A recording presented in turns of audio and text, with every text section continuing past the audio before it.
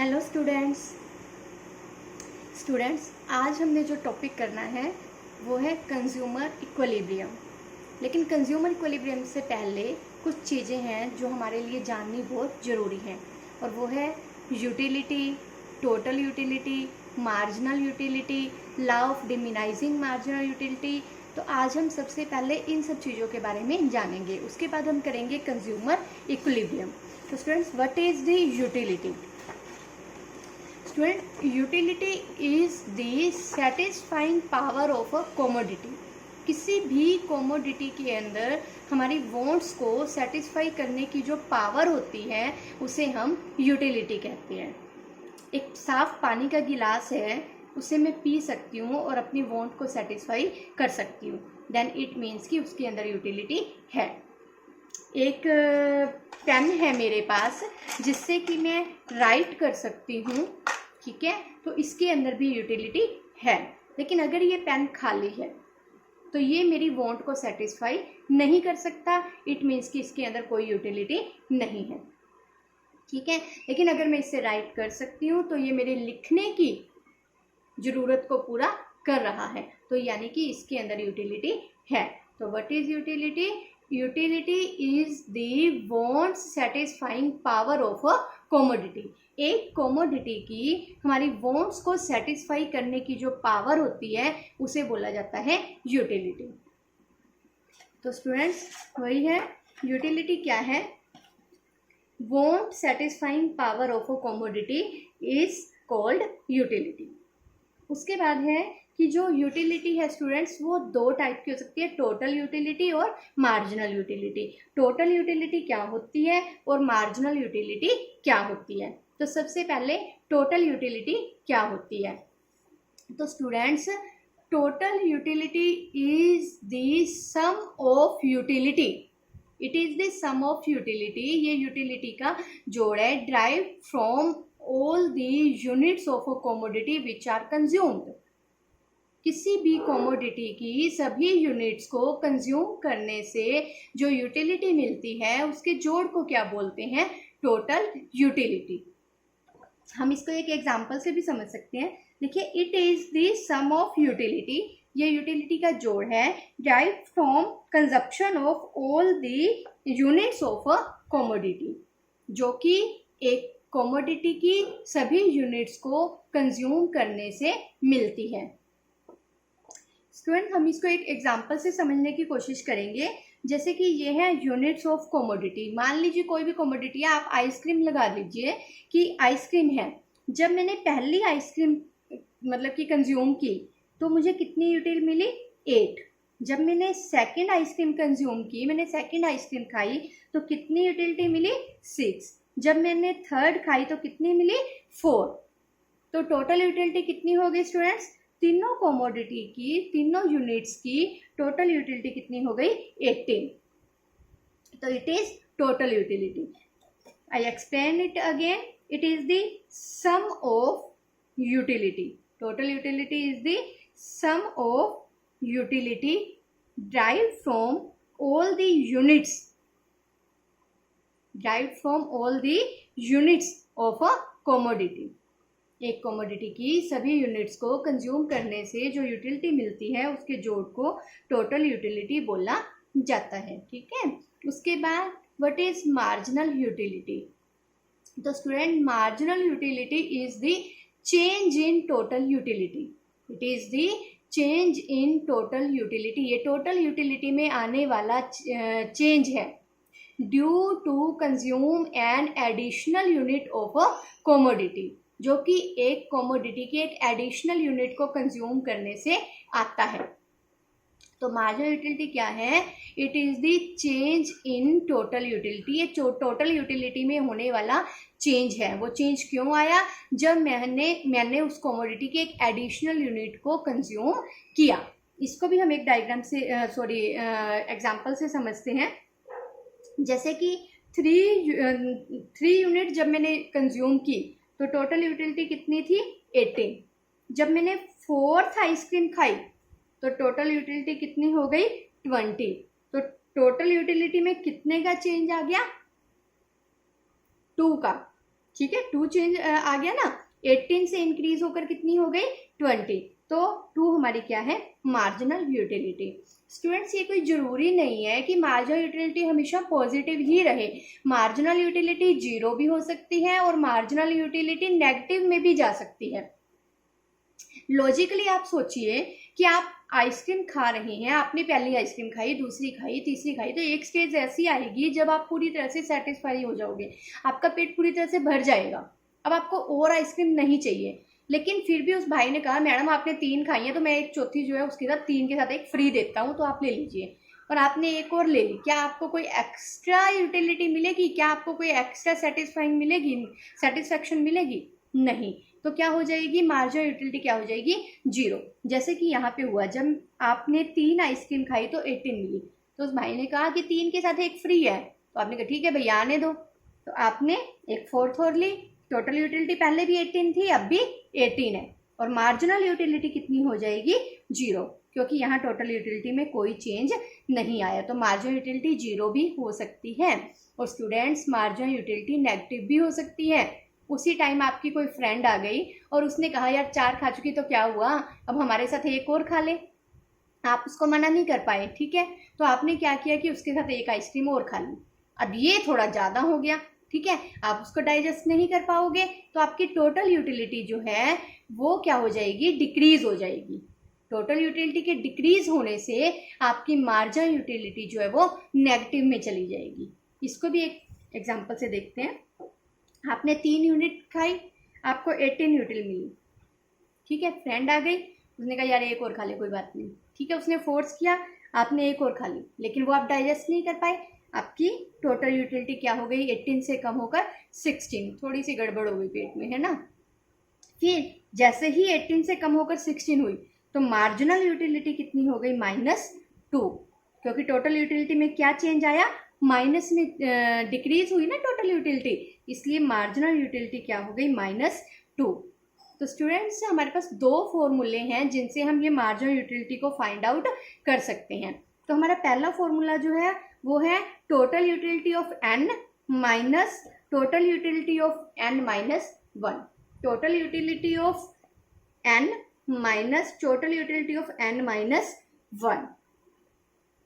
इसका मतलब क्या है, n हमारी 4th यूनिट है, total utility of 4th unit की जो है वो हमारी n है, और n से पहले वाली n माइनस 1 है, तो आपको 4th यूनिट की मार्जिनल यूटिलिटी फाइंड आउट करनी है। तो 4th हमारे लिए n है और 3rd हमारे लिए क्या है n माइनस 1, यानी कि n से पहले वाली। तो 4th की टोटल यूटिलिटी 20 और n हो गया, और n माइनस 1 हो गई 18, तो total utility of n 20, total utility of n minus 1 18, 20 minus 18 is equal to 2, marginal utility कितनी है 2। तो या तो हम इस तरीके से मार्जिनल यूटिलिटी निकाल सकते हैं कि total utility of n minus total utility of n minus 1, n से पहले वाली टोटल यूटिलिटी को माइनस कर दो, ठीक है। या फिर एक और फॉर्मूला है हमारे पास, change in total utility by change in quantity. हमने 4th यूनिट की मार्जिनल यूटिलिटी फाइंड आउट करनी है, ठीक है। तो टोटल यूटिलिटी में कितने का चेंज आया है 2 का, कितने का चेंज आया -2, कितने का चेंज आया -2, तो -2 हो गया, ठीक है। और यूनिट्स में कितने का चेंज आया 1 का, ठीक है, -2 बाय 1, तो मार्जिनल यूटिलिटी कितनी हो गई -2। तो इस तरीके से हम यहाँ भी ऐसे ही निकाल सकते थे, टोटल यूटिलिटी में कितने का चेंज आया 2 का, यूनिट्स में कितने का चेंज आया 1 का, 2 बाय 1 यानी कि 2।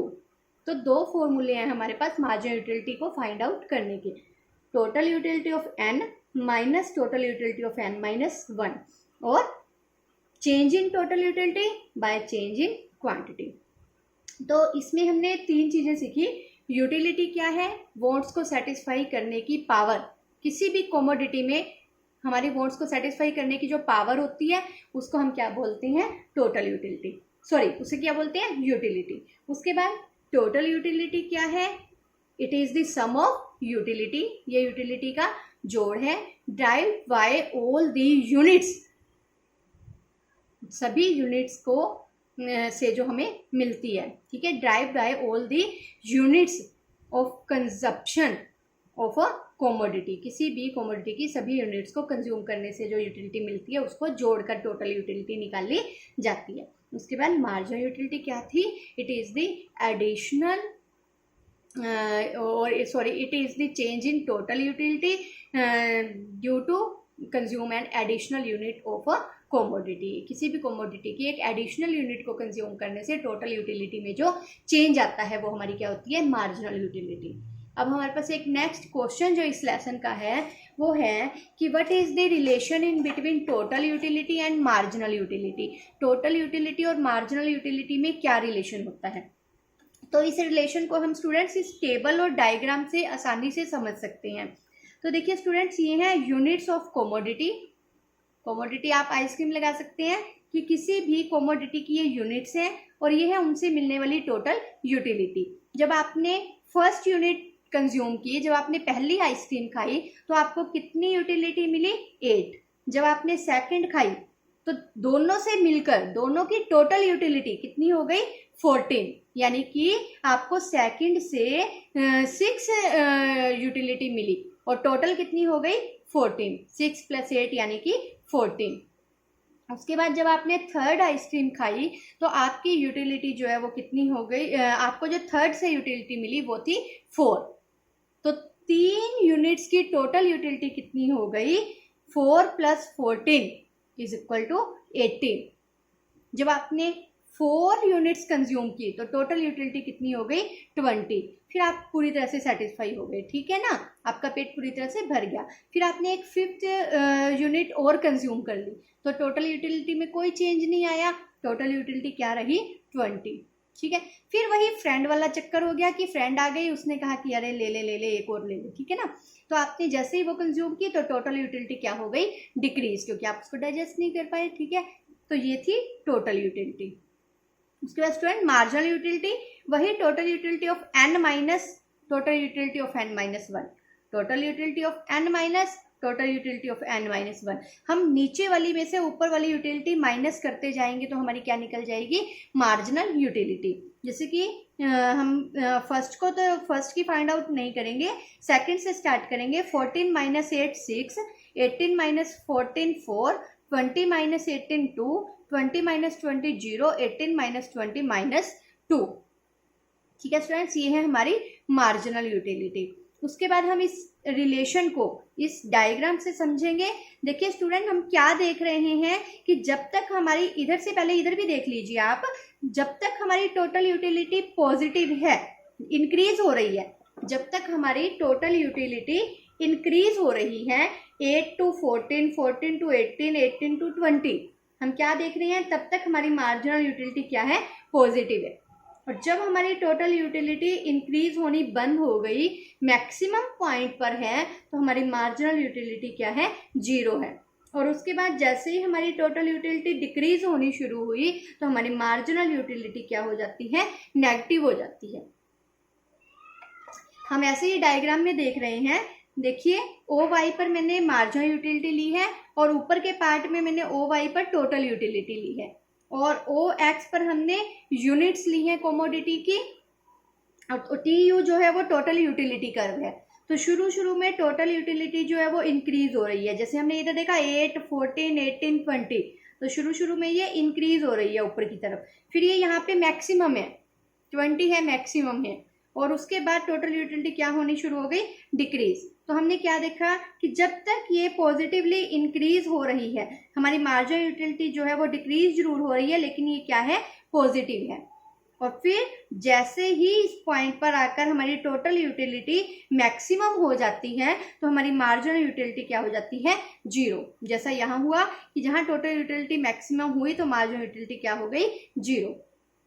फिर उसके बाद जैसे ही हमारी टोटल यूटिलिटी डिक्रीज होनी शुरू हुई तो हमारी मार्जिनल यूटिलिटी कहाँ चली गई? नेगेटिव, ठीक है। तो ये हमारी मार्जिनल यूटिलिटी और टोटल यूटिलिटी का रिलेशन है। हम इस रिलेशन को 3 पॉइंट्स में अच्छे से एक्सप्लेन कर सकते हैं।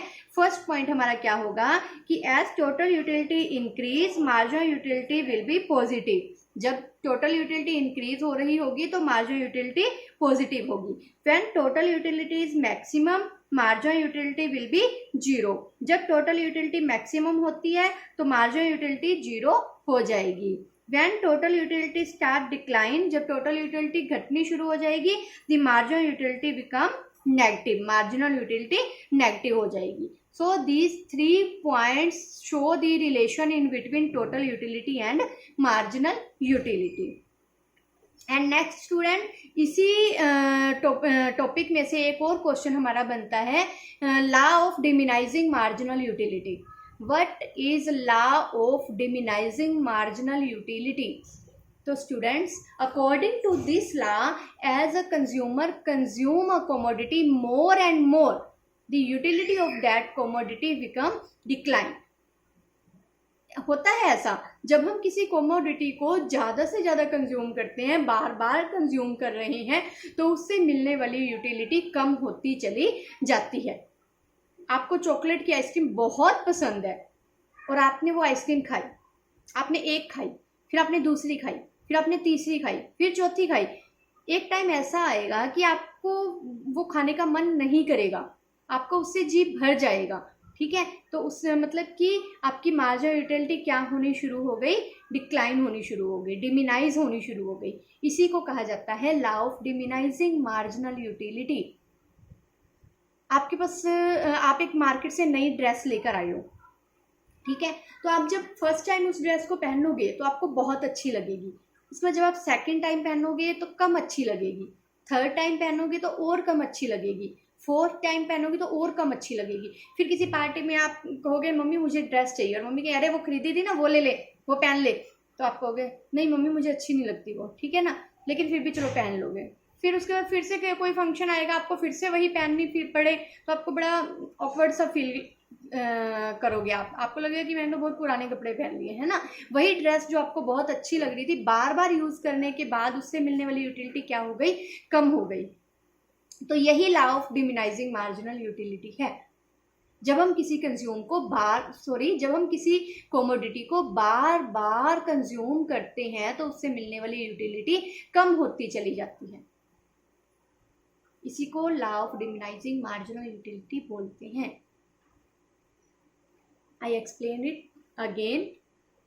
As a consumer consume a commodity again and again, जैसे जैसे एक कंज्यूमर किसी commodity को बार बार यूज करता है, the marginal utility of that commodity will be diminish, उस चीज से मिलने वाली marginal utility कम होनी शुरू हो जाएगी।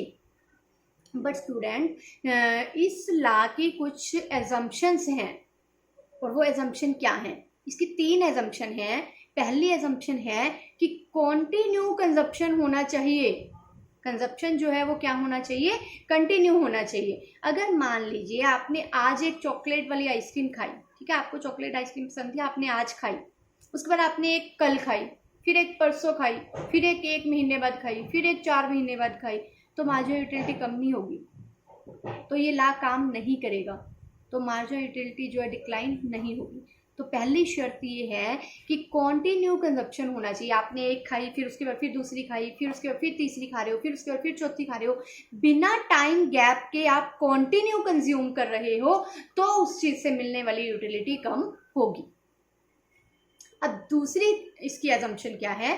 दूसरी एजम्पशन ये है कि जो भी कमोडिटी आप कंज्यूम कर रहे हो, उस कमोडिटी का टेस्ट सेम रहना चाहिए। ये नहीं है कि आपने अभी चॉकलेट की खाई, फिर आप वैनिला की खा रहे हो, फिर आप स्ट्रॉबेरी की खा रहे हो, फिर आप बीच में नमकीन खा रहे हो, फिर मतलब कि इस तरीके से यूटिलिटी कम नहीं होगी।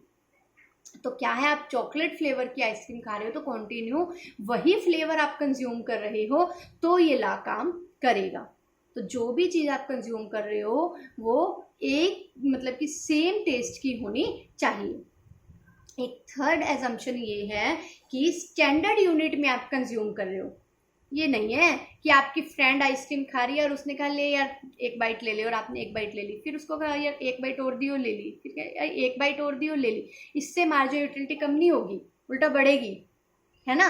तो एक स्टैंडर्ड यूनिट में आप कंज्यूम कर रहे हो, आप पूरी की पूरी सॉफ्टी खा रहे हो, फिर उसके बाद दूसरी लेकर खा रहे हो, फिर उसके बाद तीसरी लेकर खा रहे हो, ठीक है ना, तो आपकी मार्जिनल यूटिलिटी कम होगी।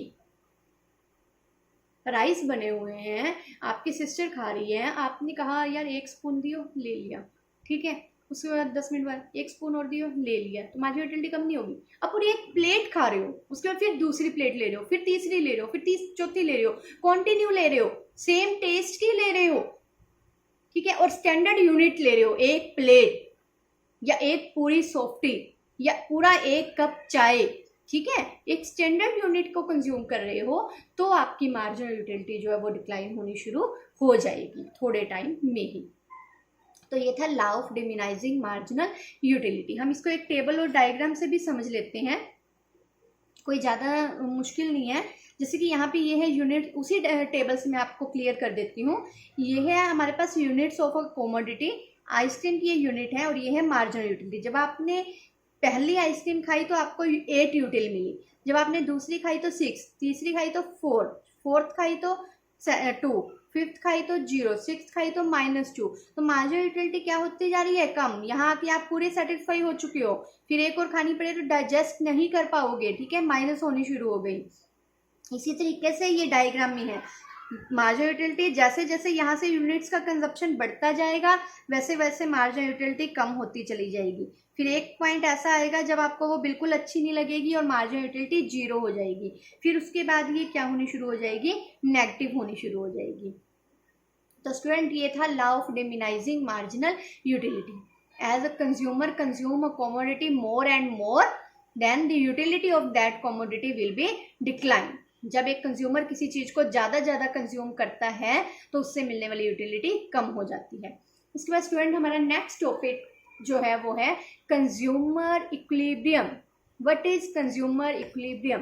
तो स्टूडेंट्स कंज्यूमर इक्विलिब्रियम वो ऐसी सिचुएशन होती है जिसमें कंज्यूमर अपनी सेटिस्फैक्शन को मैक्सिमम कर लेता है और वो अपने बिहेव में कोई चेंज करना पसंद नहीं करता।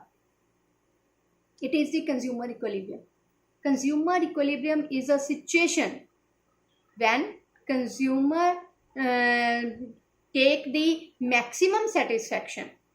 जब कंज्यूमर मैक्सिमम सेटिस्फैक्शन लेता है and he does not like to change his behaviour, वो अपने बिहेव में चेंज करना पसंद नहीं करता।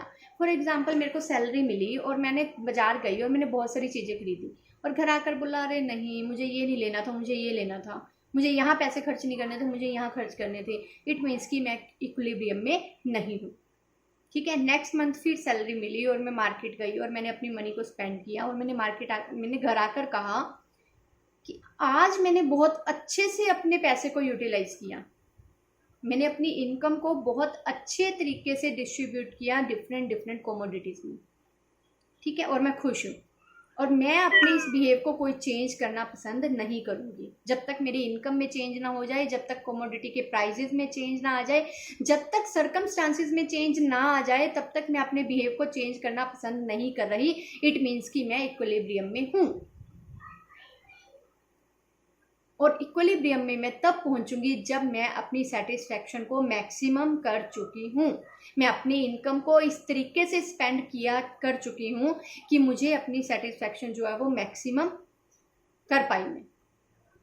तो देखिए कंज्यूमर इक्विलिब्रियम वो सिचुएशन है जिसमें कंज्यूमर अपनी सेटिस्फैक्शन को मैक्सिमम कर लेता है और अपने बिहेव को चेंज करना पसंद नहीं करता। It is the situation when consumer use his income on the different commodities, जब वो अपनी इनकम को डिफरेंट कमोडिटीज़ पर इस तरीके से यूज़ कर रहा है that he take the maximum satisfaction, कि वो मैक्सिमम सेटिस्फैक्शन ले ले, and he does not want to change his behaviour, और वो अपने बिहेव में कोई चेंज करना पसंद ना करें। तो स्टूडेंट एक बात और मैं आपको बताऊंगी कि कंज्यूमर इक्विलिब्रियम को हम 2 केस में स्टडी कर सकते हैं, एक सिंगल कमोडिटी केस और एक 2 कमोडिटी केस। एक हम तब स्टडी करेंगे जब कंज्यूमर सिर्फ एक ही कमोडिटी परचेज कर रहा है और दूसरा उस केस में करेंगे जब वो एक से ज़्यादा कमोडिटीज यूज कर रहा है या परचेज कर रहा है। तो आज की इस वीडियो में हम सिर्फ सिंगल कमोडिटी केस ही करेंगे, कल वाली वीडियो में हम 2 कमोडिटी केस करेंगे। तो स्टूडेंट कंज्यूमर इक्विलिब्रियम में वन कमोडिटी केस में कंज्यूमर के इक्विलिब्रियम की जो कंडीशन है वो सबसे पहले कंडीशन है कि marginal utility of X commodity should be equal to price of X commodity. मतलब कि एक्स कमोडिटी से मिलने वाली मार्जिनल यूटिलिटी जो है वो एक्स कमोडिटी के प्राइस के इक्वल होनी चाहिए, तभी कंज्यूमर क्या होगा, इक्विलिब्रियम में होगा। लेकिन इस फॉर्मूले को हम बाद में अच्छे से क्लियर करेंगे, उससे पहले मैं आपको एक टेबल और डायग्राम जो है वो समझा रही हूँ। देखिए यूनिट्स ऑफ आइसक्रीम, ये है यूनिट्स ऑफ आइसक्रीम 1 2 3 4 5 6, और ये है price of ice cream. There is 4 rupee ice cream. Okay, हर आइसक्रीम की जो प्राइस है वो कितनी है, 4 रुपये है। पहली आइसक्रीम का प्राइस भी 4 रुपी है, सेकंड का भी 4 रुपी है, थर्ड का भी 4 रुपी है, फोर्थ का भी 4 रुपी है, फिफ्थ का भी 4 रुपी है और सिक्स्थ का भी 4 रुपी है। और ये है आइसक्रीम से मिलने वाली यूटिलिटी। जब आपने पहली आइसक्रीम ली तो आपको कितनी यूटिलिटी मिली, 8, और आपको कितने रुपए देने पड़े, 4। कितनी पैसे देने पड़े, सिर्फ 4 रुपीज, और यूटिलिटी कितनी मिली, 8। तो आप परचेज करोगे, है ना। जब आपने सेकेंड आइसक्रीम ली तो उसके लिए भी आपको 4 रुपए ही देने पड़ रहे हैं, लेकिन आपको कितनी सेटिस्फेक्शन मिल रही है, 6 यूटिलिटी या 6 यूटिलिटी आपको मिल रही है। तो ज़्यादा मिल रही है ना, तो इसलिए आप इसको भी कंज्यूम करोगे। जब आपने थर्ड आइसक्रीम ली तो आपको कितने रुपए देने पड़ रहे हैं, 4, और यूटिलिटी कितनी मिल रही है, 4। आप ये आइसक्रीम भी ले लोगे। उसके बाद आप अगर फोर्थ आइसक्रीम लेते हो तो आपको 4 रुपए देने पड़ रहे हैं, लेकिन आपको कितनी यूटिलिटी मिल रही है, सिर्फ 2। यानी कि अगर आप आइसक्रीम लोगे तो आपको सिर्फ 2 यूटिलिटी मिलेगी और आपको कितने रुपए देने पड़ेंगे, 4। तो आप नहीं लोगे ना ये कमोडिटी, यहीं पे आके स्टॉप कर दोगे, अगली यूनिट्स नहीं लोगे। ठीक है, तो ये जो पॉइंट है 3 यूनिट्स जो हैं, यहाँ पे आप क्या हो, इक्विलिब्रियम में हो। क्यों, क्योंकि यहाँ पे price of X commodity is equal to है marginal utility of X commodity. Ice cream का प्राइस और आइसक्रीम से मिलने वाली मार्जिनल यूटिलिटी दोनों इक्वल है। इसको हम एक डायग्राम से भी समझ सकते हैं। ये है मार्जिनल यूटिलिटी और प्राइस। ओ वाई पर मैंने लिया है मार्जिनल यूटिलिटी और प्राइस, और ओ एक्स पर मैंने ली है आइसक्रीम की यूनिट्स। और स्टूडेंट्स ये है प्राइस ऑफ आइसक्रीम, ये लाइन जो है ये लाइन दिखा रही है आइसक्रीम के प्राइस को। फर्स्ट आइसक्रीम का प्राइस भी 4 रुपी है, सेकंड का भी 4 है, थर्ड का भी 4 है, फोर्थ का भी 4 है, फिफ्थ का भी 4 है और सिक्स्थ का भी 4। आप कितने भी यूनिट्स परचेज करो, आप कितनी भी आइसक्रीम लो, पर आइसक्रीम आपको रेट क्या लगेगा, 4 रुपी। उसके बाद स्टूडेंट ये है मार्जिनल यूटिलिटी कर्व। जब आपने फर्स्ट आइसक्रीम खाई तो आपको कितनी यूटिलिटी मिली, 8। ऑफकोर्स आप लोगे क्योंकि आपको ज्यादा सेटिस्फेक्शन मिल रही है। उसमें सेकंड आइसक्रीम ली तो कितनी यूटिलिटी मिली, 6, और आपको कितने रुपए देने पड़े, 4। तो आप सरप्लस में हो, इसलिए आप परचेज करोगे।